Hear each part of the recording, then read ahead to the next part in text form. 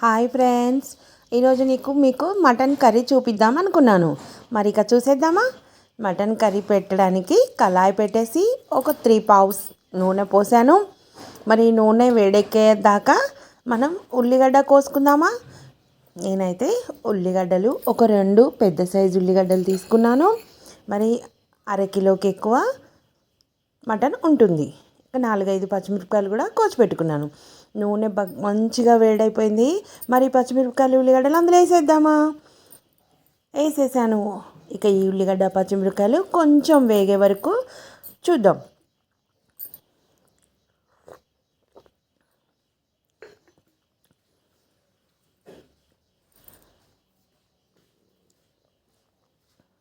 ఇందులో వచ్చేసి ఒక సగం చెంచా పసుపు వేసాను. ఈ మటన్ కర్రీ వీడియో చూశాక మీరు మటన్ కూరని ఎలా వండుతారో నాకు కామెంట్లో చెప్పండి. చూడండి ఫ్రెండ్స్, మటన్ ఫ్రెష్గా లేతగా ఉంది. ఇక దీన్ని కళాయిలో వేసేసాను. దీనికి ఈ మసాలా ఉల్లిపాయలు కలిసే వరకు కలుపుకుందాము. ఇక కొద్దిసేపు ఒక 10 నిమిషాల పాటు మనం దీన్ని ఉడకనిద్దాము.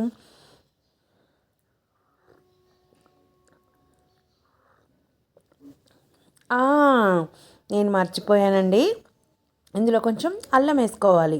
ముందుగా తాలింపులో అల్లం వేస్తే అడుగంటిపోతుంటుంది కదా, అందుకనే మటన్ వేసాక కొద్దిసేపటికి అల్లం వేసాను. అల్లం కూడా ముక్కలకు పట్టే వరకు కలిపేసుకొని ఒక 5 నిమిషాల పాటు ఉడకనిద్దాము. మటన్ ఉడకాలి అంటే మనం మూత పెట్టాలి కదా. ఇక 10 నిమిషాలు అయితే అయిపోయింది. మటన్లో మనమైతే నీళ్ళు పోయలేదు, కానీ మూత పెట్టడం వల్ల మటన్లో ఉన్న నీళ్ళన్నీ వచ్చేసాయి.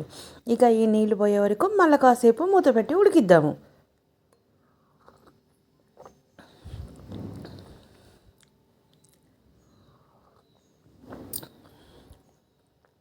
నేనైతే ఒక 2 చెంచాల కారం వేసాను. మీరు తినగలిగినంత వేసుకోవచ్చు.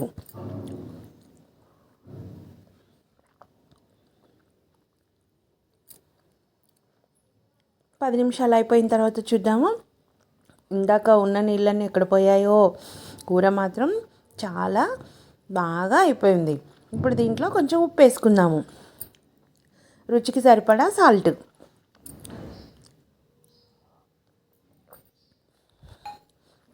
ఈ మటన్ ఉడకాలి కనుక కొద్దిగా గ్రేవీ కోసం కొన్ని వాటర్ పోసాను. ఇప్పుడు మూత పెట్టేసి మరొక 10 నిమిషాలు ఉడకనిద్దాము.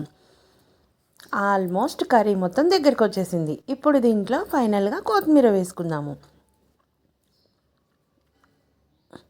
నేను నాన్ వెజ్లోకి కొత్తిమీర అయితే ఎక్కువగానే వాడతాను. ఇక దీంట్లో కొంచెం గరం మసాలా వేసుకుందాము. నేను ఈ మసాలా అయితే ఇంట్లోనే ప్రిపేర్ చేసుకుంటాను. నా వీడియోలలో ఈ మసాలా గురించి చెప్పాను. ఇక మసాలా వేసుకొని ఈ కొత్తిమీర మసాలా మనం కర్రీకి పట్టేంతగా కలిపేసుకొని మూత పెట్టేద్దాం. 10 నిమిషాల తర్వాత ఈ కర్రీని చూద్దాము. ఆల్మోస్ట్ ఫైనల్కి వచ్చేసింది. చాలా బాగా అయిపోయింది. మనకు కొంచెం మనం వేసిన ఆ కొద్ది నూనె కూడా కర్రీ పైకి వచ్చేలాగా గ్రేవీ కంప్లీట్ అయింది.